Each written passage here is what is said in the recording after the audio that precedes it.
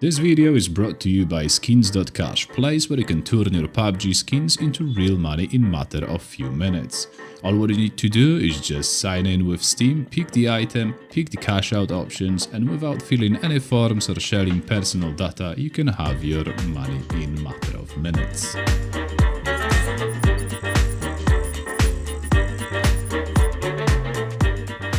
Hey guys, first of all, I'm sorry for that voice which you're hearing. I caught a flu and my voice changed like this. I can't do anything about it. And I want to talk today about FOV, which is field of view in PUBG. I will try to tell you which is the best for you depending on your skills and settings. So first thing, when you change in your FOV to higher, your sensitivity changes with it. And that is a big problem for a lot of people because, you know, they get used to play on the same sensitivity since, I don't know, first FPS game they started playing. Like me, I converted my settings from Counter-Strike, so I want to have the same sensitivity on this FOV as in Counter-Strike. So I made a little calculator. There's gonna be a link in description to my website where that calculator is, so you can just adjust your sensitivity depending on the FOV which you want to use. Then next thing we're gonna talk about is actually pluses and minuses of different FOVs. We're gonna go for first for 80. If you want to play on the lowest,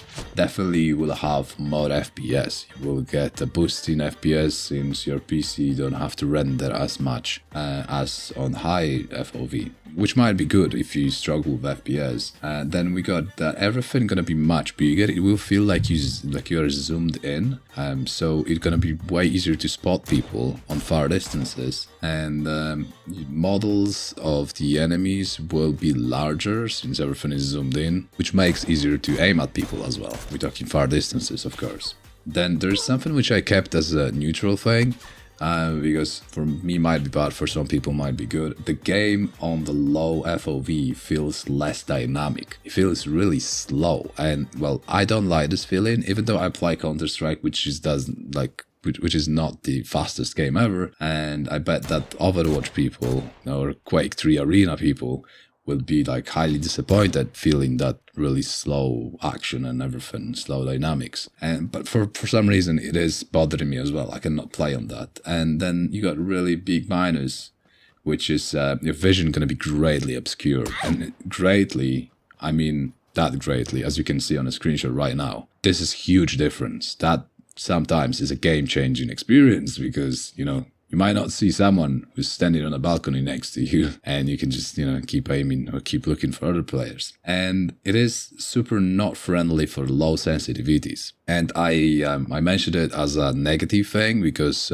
as a lot of people know, low sensitivity is actually the one which you should go for, since lower sensitivity you play on, then more accurate you are, and there is no argument about that.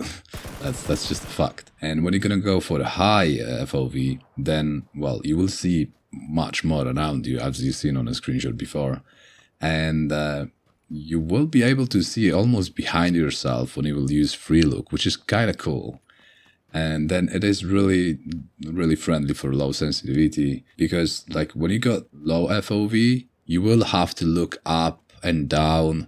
Like when you're looting, you will have to literally pull your mouse down and look at the ground, because, you know, there's like 25% or I don't know, 20% of your screen from the bottom and from the top and from the sides cut off.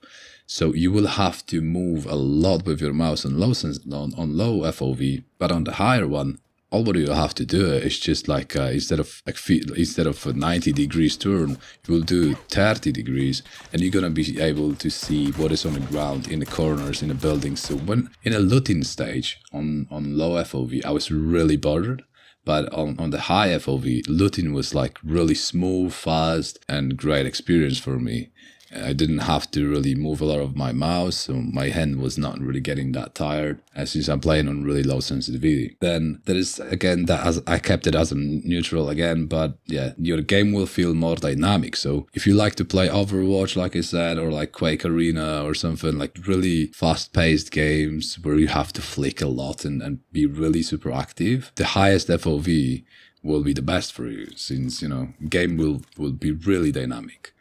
And the minuses, of course, of high FOV is that you will lose that FPS. Like low FOV, you're gaining it. In here, you're losing it. And there's a decent chunk of it. Like, it might be even to up to 10 to 15 FPS, which is a lot considering that this game is not running as smooth as it should. And everything on far distances will be super small.